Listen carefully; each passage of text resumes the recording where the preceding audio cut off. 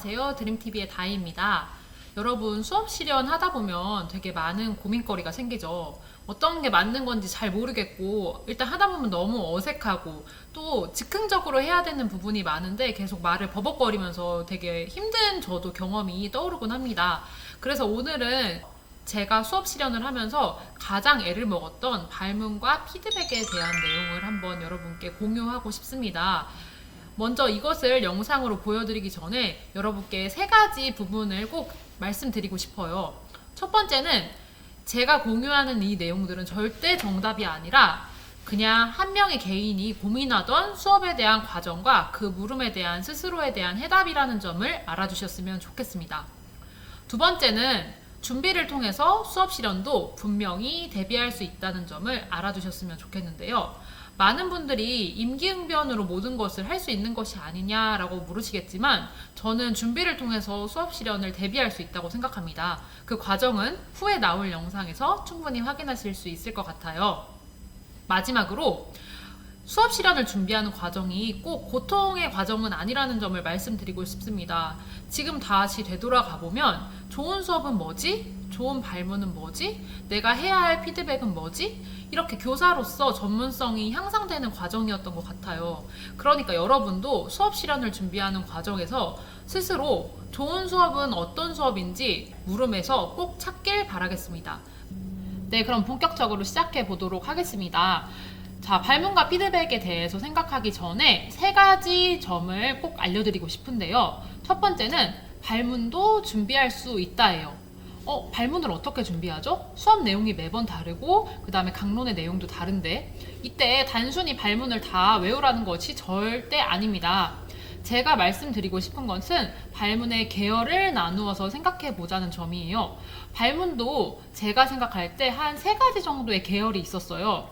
이 계열성만 생각해 두고 언제는 동기후발 때는 1번 계열을 사용하고 그 다음 학습 활동 안내를 이야기할 때는 2번 계열의 발문을 사용하고 그 다음에 활동을 할 때는 3번 계열의 발문을 하자. 이런 식으로 발문의 계열을 나누어서 생각해 놓고 그 수업 내용에 맞춰서 그때그때 발문을 짰습니다.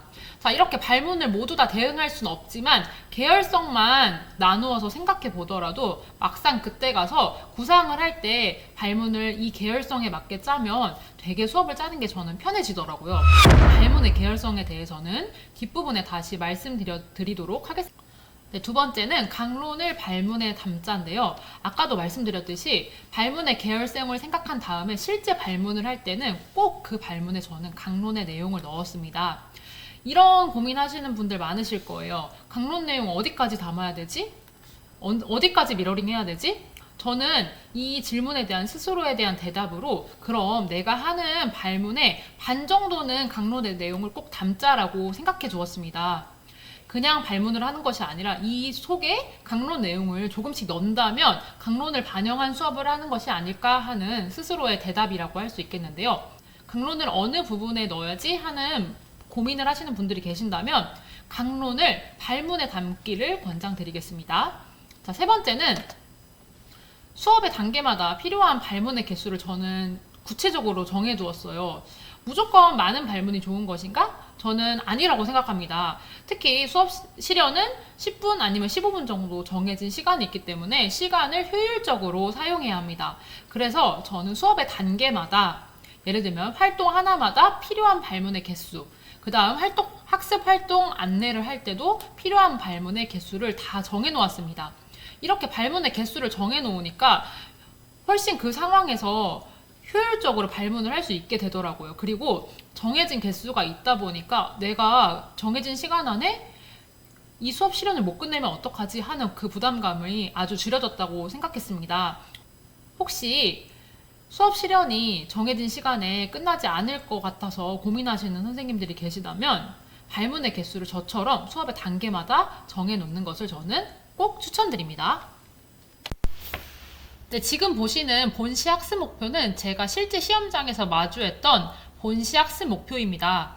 소리의 세기와 높낮이를 달리하여 소리를 낼 수 있다라는 학습 목표를 가지고 수업 실현을 하는 것이 제가 임용고시를 보았을 때 학습 목표였는데요. 이 학습 목표를 가지고 제가 했던 고민과 어떻게 이것들을 풀어냈는지 한번 말씀을 드려보도록 하겠습니다. 자, 첫 번째는 아까 발문의 계열에 대해서 이야기를 해보았는데요. 먼저 첫 번째 계열이라고 할 수 있는 학생의 경험에 대한 발문을 말씀드리고 싶습니다. 특히 동기유발에서 많이 활용했던 기억이 나는데요. 실제 제가 했던 동기유발은 이런 발문을 했습니다. 여러분은 혹시 가족끼리 함께 음악회를 가본 적이 있나요?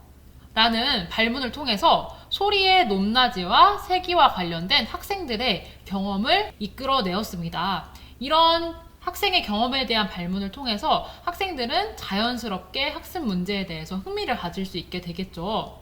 실제로 음악회에 갔던 실생활의 경험은 특히 아이들이 실제로도 많이 해볼 수 있는 경험이기 때문에 학생들에게 이런 발문을 하는 것이 좋다고 생각해서 경험에 대한 발문을 첫 번째 계열성으로 저는 생각하고 꼭 동기유발에서 활용했습니다. 자, 두 번째는 바로 확산적 발문 그리고 수련적 발문에 대한 계열인데요. 이거는 특히 제가 활동을 할 때 많이 활용했습니다. 활동을 할 때 제가 2개 정도 발문을 한다면 수렴적 발문을 먼저 한 다음에 확산적 발문을 하는 순서대로 제가 계열성을 두 번째로 만들어 놓았습니다. 동기유발할 때는 많이 사용하지 않았고 활동을 직접 할 때 학생들에게 학습의 이해를 확인하는 차원에서 먼저 수렴적 발문을 활용했습니다. 제가 수업 실현에서 실제로 학생들에게 우쿨렐레를 나눠주고 직접 한번 소리를 내보라고 해봤는데요. 그 다음에 학생들에게 여러분 소리의 세기는 언제 높았나요? 이런 수렴적인 발문을 통해서 학생들이 실제로 세게 쳤을 때 소리가 세게 났습니다 하는 그 답이 나오도록 수렴적 발문을 했습니다. 자, 그 다음에는 확산적 발문으로 바로 넘어갔죠. 왜 그렇게 생각했나요? 어떻게 하니까 소리가 세졌나요? 이런 발문을 통해서 학생들이 지금까지 제가 말씀드린 경험에 대한 발문, 확산적 발문, 수렴적 발문 이 세 개의 계열성만 가지고도 언제 내가 이 발문을 계열성만 정해놓더라도 실제 나갔을 때 수업 실현에서 그것을 풀어내는데 더 쉬워질 거라고 생각해요. 아무것도 없는 것보다는 이렇게 계열성과 틀을 만들어 놓는 것이 대비하고 준비하는 과정이라고 생각하시면 되겠습니다. 자, 세 번째는 정말 중요하죠. 필요성을 느끼게 하는 발문도 저는 필요하다고 생각했습니다. 특히 다음 활동으로 넘어갈 때 아니면 학습 활동을 안내할 때도 되게 중요하다고 생각했는데요.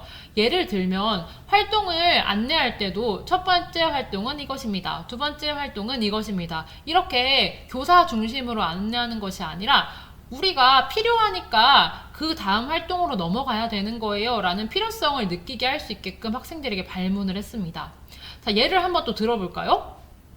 여러분, 우리가 이 학습 목표 소리의 세기와 높낮이를 알기 위해서 탐구하기 위해서는 어떤 활동을 하면 좋을까요? 라는 발문을 통해서 학습 활동을 자연스럽게 이끌어낼 수 있었죠. 이렇게 학습자 중심의 수업이 될 수 있도록 발문 하나만 바꿔도 수업이 더 열려있는 배움 중심의 수업이 될 수 있다는 생각이 들어서 저는 세 번째, 필요성을 느끼게 하는 발문을 꼭 넣었습니다. 여러분도 이렇게 경험에 대한 발문, 확산 수렴 발문, 그리고 필요성 발문 이렇게 계열성을 잘 정해두시고 언제 어디서 적재적소에 쓰면 좋겠다라는 답을 내리신다면 수업 실현에서 조금 더 대비하고 준비하실 수 있을 거라고 생각합니다. 그럼 이제 피드백으로 한번 넘어가 보겠습니다. 피드백에 대한 고민도 정말 많으실 것 같아요. 특히 수업의 대부분이 발문과 피드백으로 이루어지는 게 수업 실현이기 때문에 피드백을 어떻게 실감나게 할지 정말 고민이 많이 되실 것 같습니다. 제가 고민을 풀어내는데 도움이 됐던 방법들을 지금부터 소개해 드리도록 하겠습니다. 첫 번째 방법은 바로 실감나게 연습하는 것이에요. 수업 실현이긴 하지만 학생이 정말 질문한 것처럼 상황을 상상하고 실감나게 피드백 하시길 바랄게요. 이건 정말 제가 도움이 됐던 방법인데 학생이 정말 있다고 생각하고 이런 학생한테는 어떻게 피드백을 하는 것이 좋을까라고 생각하니까 피드백이 조금 더 자연스러워지더라고요. 자, 두 번째는 1번과도 매우 유수한 맥락인데요.